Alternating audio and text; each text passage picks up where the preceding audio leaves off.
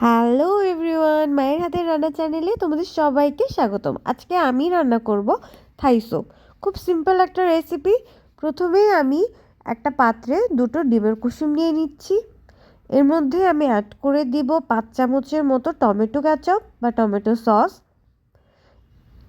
এরপর আমি এর মধ্যে 5 চামচের মতো চিলি সস অ্যাড করে দিচ্ছি।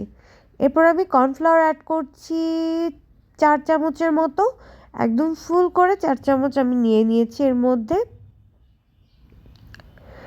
এরপর আমি এর মধ্যে সামান্য গোলমরিচ ব্যবহার করেছি, দিয়ে দিলাম সামান্য বিট লবণ। এরপরে আমি এর মধ্যে অ্যাড করে দেব এই 2-3 টেবিল চামচের মতো সয়া সস।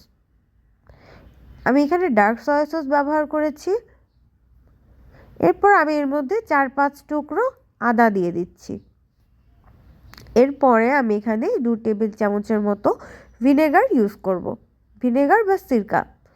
এরপর আমি এর মধ্যে 1 টুকরো লেবুর রস অ্যাড করে দিলাম।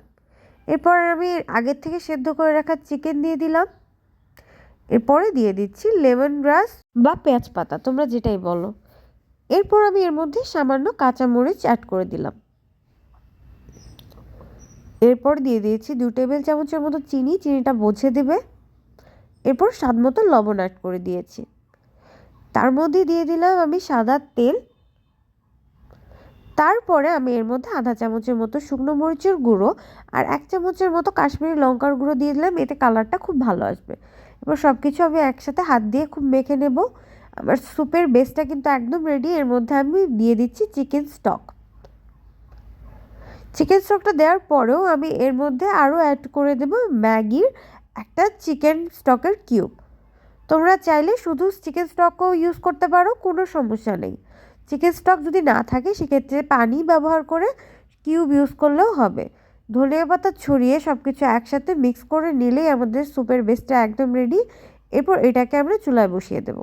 এটা কিন্তু কনস্ট্যান্টলি নাড়তে হবে, না হলে কিন্তু তলায় লেগে যেতে পারে।